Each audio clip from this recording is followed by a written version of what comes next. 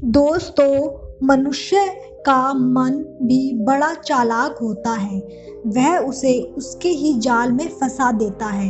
हर व्यक्ति के अंदर बहुत सारे अंधविश्वास होते हैं और ऐसा नहीं है कि हर अंधविश्वास गलत होता है। जैसे कि मान लें कि आप नशा करते हैं और नशा करके अपने आसपास गंदगी का माहौल बनाए रखते हैं, तो इसका असर आपके जीवन पर भी ज़रूर पड़ता है, चाहे आप माने या ना माने।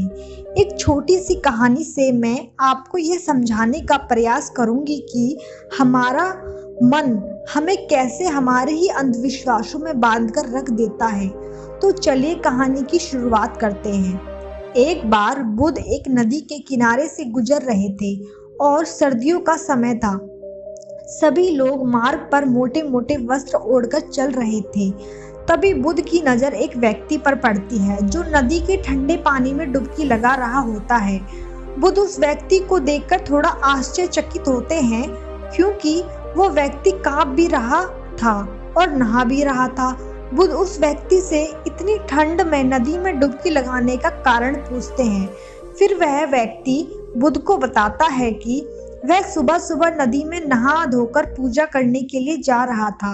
तभी उसका पैर एक मेंढक पर पड़ गया और उसके कारण मैं अपवित्र हो गया हूँ और इसलिए मैं फिर से पवित्र होने के लिए नदी में डुबकी लगा रहा हूँ।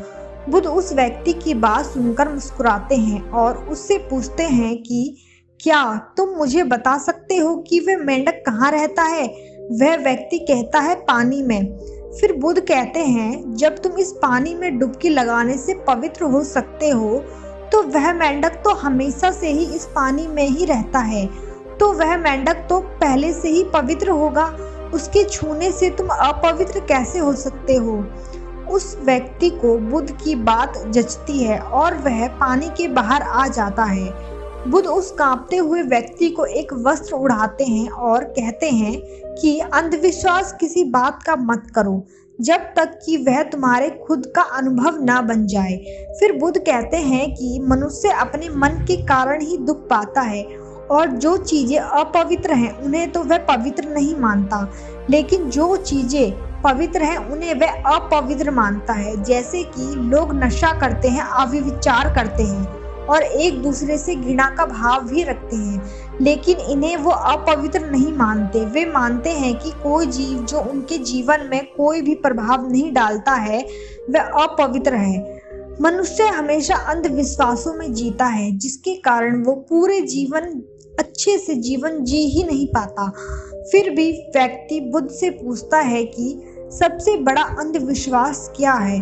फिर बुद्ध कहते हैं कि मनुष्य का सबसे बड़ा अंधविश्वास यह है कि उसे लगता है कि वह अपने मन के द्वारा ही अपने मन से मुक्त हो जाएगा, यानी अपने मन के द्वारा ही अपने जीवन के सभी दुखों से मुक्त हो जाएगा।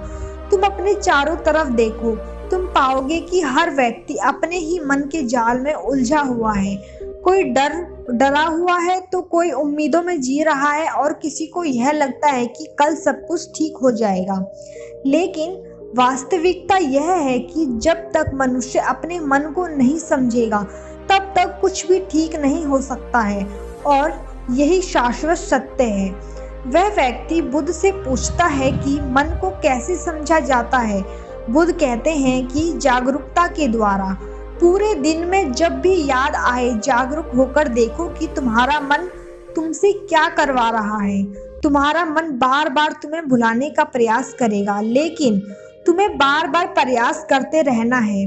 तुम्हें दिन में ये बार बार देखना है कि क्या तुम उसी रास्ते पर जा रहे हो जो तुम्हें वहां तक पहुंचाएगा जहां तुम जाना चाहते हो, क्योंकि यही सूत्र है अपने मन को समझकर मन से मुक्त होने का।